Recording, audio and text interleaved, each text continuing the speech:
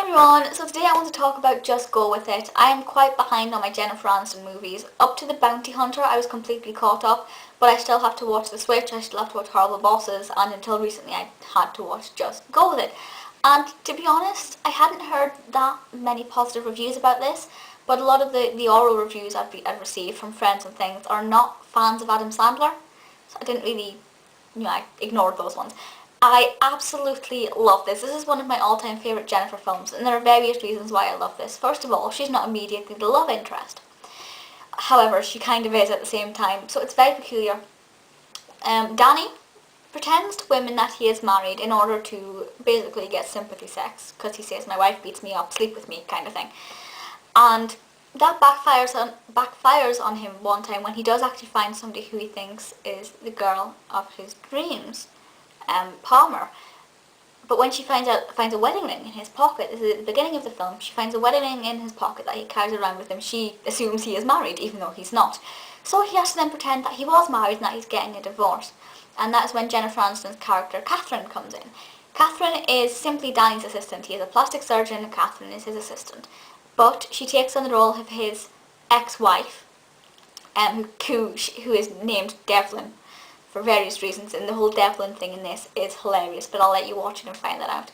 And she takes on the role of ex-wife, and he then has to try and take on her kids to be his own as well. And they all end up going to Hawaii. That's the two kids, Katherine or Devlin, Danny and Palmer, and they all go on holiday. And it's quite, you're watching it thinking, is Palmer going to find out that Katherine is actually Katherine and not his ex-wife? But Katherine takes on quite a peculiar persona to start off with, because she takes on the sort of the rich, high-living, doesn't care what anybody thinks, wants everybody to pay attention to her personality, whereas Katherine herself is a little bit more withdrawn and a lot more nice, to be honest.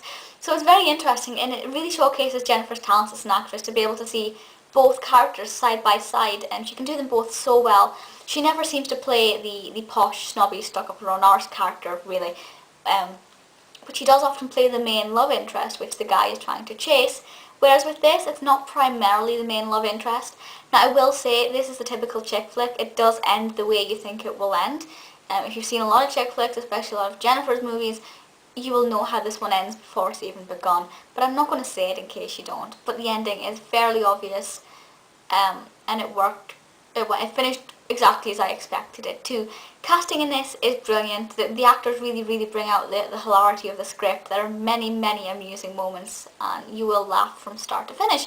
However, I did spend more time crying, yes, for the last 15 minutes, and then I clapped with happiness for the last 2 minutes. But yeah, it's absolutely brilliant. The cast are fantastic. Obviously, I watched this because it's a Jennifer Aniston movie. Adam Sandler is fantastic. Nicole Kidman plays Devlin, and this is where it gets confusing. She plays the real Devlin, where Katherine got the character's name from, which is very confusing. You have to watch it, but she's brilliant. Palmer is played by Brooklyn Decker. I haven't seen her in anything before, but I will definitely look out for what else she's been doing. She plays one of those characters which, because she's antagonistic to Jennifer's character, I normally, in my petty ways, hate her. And as a character, I don't like her. But that's because films like these are catered for fans of Jennifer Aniston, and if it's a character that goes against Aniston's character, generally diehard fans will not like them. It's a very peculiar relationship, and I'd love to know your guys' reactions if you watched this for reasons other than Aniston. How did you connect with the character of Palmer? Did you think she was a nice person? Because she is. It's just Aniston fans are quite bitter towards antagonistic characters of Jennifer's characters. It's just the way the mind works. It's quite unfortunate.